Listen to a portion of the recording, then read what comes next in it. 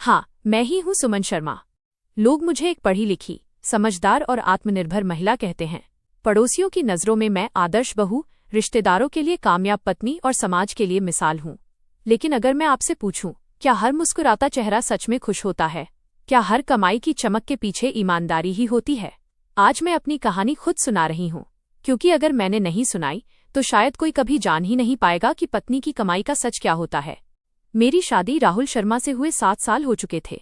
राहुल एक private company में accounts manager था। सीधी सादी नौकरी, सीमित तनख्वाह, लेकिन ईमानदार।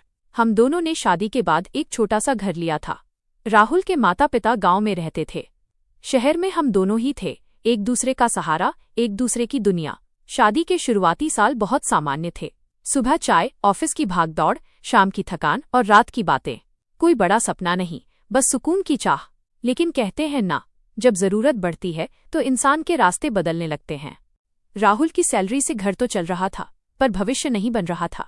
घर की ईएमआई, बिजली पानी का बिल, मेरी छोटी छोटी इच्छाएं, सब कुछ जोड़ने पर हर महीने हाथ तंग पड़ने लगता। एक दिन राहुल ने कहा, सुमन, तुम पढ़ी लिखी हो, क्यों न तुम भी कुछ काम कर लो? 2 पैसे ज्यादा आएंगे तो राहत मिलेगी। उसकी बात में कोई गलत बात नहीं थी। मैंने बीकॉम और एमबीए किया हुआ था। शादी से पहले एक कंपनी में एचआर भी रह चुकी थी। मैंने हामी भर दी। मैंने 2-3 जगह इंटरव्यू दिए। कुछ जगह सैलरी बहुत कम थी, कुछ जगह टाइमिंग अजीब। तभी एक दिन मेरी पुरानी सहेली नेहा का फोन आया। सुमन, एक शानदार मौका है, वर्क फ्रॉम होम, सैलरी भी अच्छी। मैंने पूछा काम क्या है? वो हंसी। बस क्लाइंट हैंडलिंग, ऑनलाइन कोऑर्डिनेशन, कुछ खास नहीं। मैंने ज्यादा सवाल नहीं किए। मुझे बस इतना दिख रहा था कि कमाई शुरू होगी। पहले महीने जब मेरे अकाउंट में 45,000 रुपए आए, राहुल की आंखों में चमक आ गई। इतनी सैलरी? उसने हैरानी से पूछा। मैं मुस्कुरा दी। मेहनत का फल है। उस रात राहुल ने मुझे पहली बार बहुत गर्व से देखा। वो बोला, तुम सच में बहुत काबिल हो सुमन। मुझे अच्छा लगा, बहुत अच्छा। लेकिन उसी पल मेरे मन के किसी कोने में एक डर भी जागा। अगर इसे पता चला कि ये पैसा कहाँ से आता है तो? धीरे धीरे मेरी कमाई बढ़ने लगी।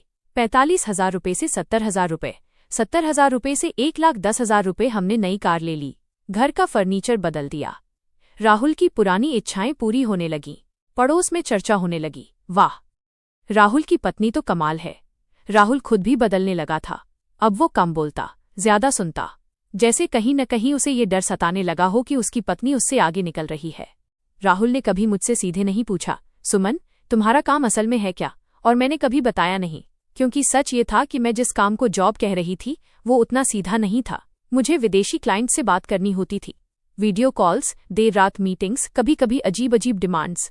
नेहा कहती, बस स्मार्ट रहो, इमोशनल मत होना, पैसा खुद बोलता है। मैं खुद को समझाती, ये सब परिवार के लिए है। एक रात राहुल अचानक बोला, सुमन, तुम दिन ब दिन बदलती जा रही हो। मैं चौंकी, कैसे? अब तुम पहले जैसी नहीं रही। रात भर लैपटॉप, फोन, हेडफोन। कभी कभी लगता है तुम मुझसे छुपा रही हो। मैंने हंसकर बात टाल दी, ये सब काम का प्रेशर है। लेकिन राहुल की आंखों में शक उतर चुका था। कुछ दिनों बाद राहुल के माता पिता शहर आए। माँ ने एक दिन रसोई में मुझसे पूछा, बहू, लोग कह रहे हैं तुम बहुत ज्यादा कमाने लगी हो। मैंने सिर झुका लिया। हाँ माँ, मेहनत है। उन्होंने गहरी नजर से मुझे देखा। मेहनत हर काम में होती है, पर हर काम इज्जत वाला नहीं होता। उनकी बात मेरे दिल में चुभ गई।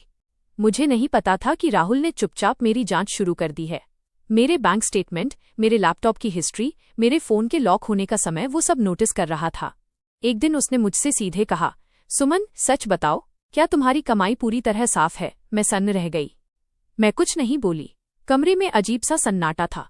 राहुल की आवाज कांप रही थी, अगर तुम कुछ गलत कर रही हो तो अभी बता दो, मैं सब संभाल लूंगा। मेरे अंदर तूफान मचा था। सच बोल दूं या फिर एक और झूठ? मैंने सिर्फ इतना कहा, मुझ पर भरोसा रखो। राहुल ने मेरी ओर देखा और पहली बार उसकी आंखों में डर था। उसी रात राहुल के ईमेल पर एक अनजान मेल आया, if you really want to know the truth about your wife's income, be ready for the shock. Rahul का हाथ कांप गया। उसने मेरी ओर देखा और स्क्रीन मेरी तरफ घुमा दी। मेरे पैरों तले जमीन खिसक गई। उस एक ईमेल ने हमारे रिश्ते की नींव हिला दी थी। अब सवाल ये नहीं था कि मैं कितना कमाती हूँ, सवाल ये था कि मैं कमाती कैसे हूँ, और क्या ये सच मेरे परिवार को तोड़ देगा? राहुल देर तक लैपटॉप स्क्रीन को देखता रहा। मैं बिस्तर के कोने पर बैठी थी, सांस जैसे अटकी हुई। उस अनजान ईमेल ने हमारे बीच खड़ी दीवार को तोड़ नहीं दिया था, बल्कि और ऊंचा कर दिया था। राहुल ने धीमी आवाज में पूछा, ये कौन है सुमन? मैं जानती थी। अब चुप्पी सबसे बड़ा अपराध बन चुकी थी। मुझे नहीं पता, मैंने झूठ बोला। राहुल पहली बार मुस्कुराया नहीं, हंसा नहीं, बस बोला, ठीक है, पर अब मैं खुद सच जानूंगा। अगले कुछ दिनों में राहुल बिल्कुल बदल गया। वो न गुस्सा करता, न सवाल पूछता। वो बस देखता, मेरी हर हरकत, मेरी हर कॉल, मेरे हर शब्द को, और यही चुप्पी मुझे अंदर से खा रही थी। मैं जानती थी जिस सच को मैं छुपा रही हूं, वो अगर उसके सामने आया तो सिर्फ रिश्ता नहीं टूटेगा, मेरी पहचान भी बिखर जाएगी। मैंने नेहा को कॉल किया। काफी देर बाद उसने फोन उठाया। नेहा, कुछ गड़बड़ हो रही है, मेरी आवाज कांप रही थी। वो ठंडी आवाज में बोली, मैंने कहा था ना, पर्सनल लाइफ और काम को अलग रखो। पर किसी ने राहुल को ईमेल किया है। मैं लगभग रो पड़ी।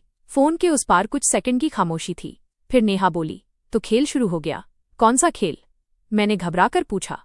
सुमन, ये काम सिर्फ कमाई का नहीं है, ये कंट्रोल का खेल है, और अब तुम इसमें बहुत आगे आ चुकी हो। उसने फोन काट दिया। उसी रात राहुल ने मुझसे कहा, कल मैं छुट्टी ले रहा हूं। मैं समझ गई, कुछ बड़ा होने वाला है। अगले दिन राहुल घर पर ही रहा। मैं अपने कमरे में काम का बहाना बनाकर लैपटॉप खोले बैठी थी। अचानक उसने मेरे सामने एक फाइल रख दी। ये क्या है? मैंने पूछा। उसने कहा, तुम्हारे नाम पर बनी एक फर्म, विदेशी ट्रांजैक्शन, शेल कंपनी। मेरे हाथ कांपने लगे। तुमने कभी बताया नहीं कि तुम बिजनेस भी करती हो। उसकी आवाज में तंज था। मैंने सिर झुका लिया। राहुल, मैंने पहली बार उसे नाम लेकर पुकारा। मैं जो काम करती हूं वो पूरी तरह गलत नहीं है, लेकिन पूरी तरह सही भी नहीं। वो चुपचाप सुनता रहा। यह एक high and online consulting network है, जहां इमोशनल सपोर्ट, पर्सनल अटेंशन और कभी कभी इंसान की कमजोरियों का फायदा उठाया जाता है। मैंने सच को नरम शब्दों में ढालने की कोशिश की। राहुल ने पूछा, क्या तुम किसी के साथ गलत करती हो? मैंने सिर हिला दिया, नहीं। वो बोला, पर तुम लोगों को झूठ बेचती हो। ये वाक्य मेरे सीने में तीर की तरह लगा। उसी शाम दूसरा ईमेल आया। Your wife is not just earning, she is part of a system that destroys families. If you want proof, check her client list. Rahul ने बिना कुछ कहे लैपटॉप खोला। मैं चीख पड़ी, मत देखो। लेकिन बहुत देर हो चुकी थी। स्क्रीन पर जो नाम थे, उनमें से एक नाम ऐसा था जिसे देखकर राहुल की आंखें सुन्न हो गईं। वो नाम था राहुल के बॉस का। राहुल कुर्सी से उठ खड़ा हुआ। तो ये है तुम्हारी कमाई का सच? उसकी आवाज कांप रही थी। तुम मेरे बॉस से? नहीं। मैं रो पड़ी। मैंने कभी हद पार नहीं की, पर तुमने उसे वो दिया जो वो अपनी पत्नी से छुपा रहा था। झूठा सहारा, नकली अपनापन। राहुल ने दीवार पर मुक्का मारा। क्या तुम जानती हो, मेरी नौकरी, मेरी इज्जत, सब कुछ इसी आदमी के हाथ में है। मैं अब और नहीं छुपा सकती थी। राहुल, तुम सोचते हो मैं ये सब शौक से कर रही हूं? मैंने उसे अलमारी से एक फाइल दी। उसमें मेडिकल रिपोर्ट थी, मेरे पापा की। किडनी फेलियर, डायलिसिस, हर महीने लाखों का खर्च। मैंने तुमसे नहीं कहा क्योंकि तुम्हारी सैलरी से ये मुमकिन नहीं था। मेरी आवाज टूट चुकी थी। नेहा ने मुझे ये रास्ता दिखाया। पहले लगा थोड़ा सा समझौता है, पर परिवार बच जाएगा। कमरे में बहुत देर तक सन्नाटा रहा। फिर राहुल बोला, गलती तुम्हारी नहीं है सुमन, गलती उस सिस्टम की है जो मजबूरियों को बेचता है। मैंने राहत की सांस ली, पर अगला वाक्य सुनकर मेरी दुनिया हिल गई। लेकिन मैं इस गंदगी का हिस्सा नहीं बन सकता। अगले दिन राहुल ने इस्तीफा दे दिया। मैं सन्न रह गई। तुम पागल हो गए हो, मैंने चिल्लाकर कहा। वो शांति से बोला, मैं अपने बॉस के सामने अपनी पत्नी का झूठ लेकर खड़ा नहीं हो सकता। फिर उसने एक और सच बताया। जिसने ईमेल किया था वो मैं ही था। मैं उसे देखती रह गई। मैं तुम्हें डराना चाहता था ताकि तुम खुद सच बता दो। कुछ महीनों बाद मैंने वो काम छोड़ दिया। नेहा गायब हो गई। पूरा नेटवर्क जैसे धुएं में उड़ गया। हमने अपनी जिंदगी फिर से शुरू की, कम पैसों में, पर साफ दिल के साथ। पापा की हालत धीरे धीरे स्थिर हुई, सरकारी मदद और इलाज से।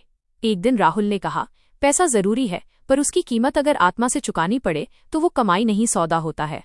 आज जब मैं ये कहानी लिख रही हूं तो लोग मुझे फिर साधारण समझते हैं, पर अब मुझे फर्क नहीं पड़ता, क्योंकि मैंने सीख लिया है, हर चमकती कमाई सोना नहीं होती, और हर चुप रहने वाली पत्नी बेगुनाह भी नहीं।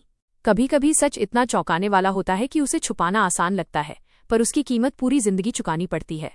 कहानी अच्छा लगा हो तो वीडियो को लाइक और चैनल को सब्सक्राइब करें। धन्यवाद।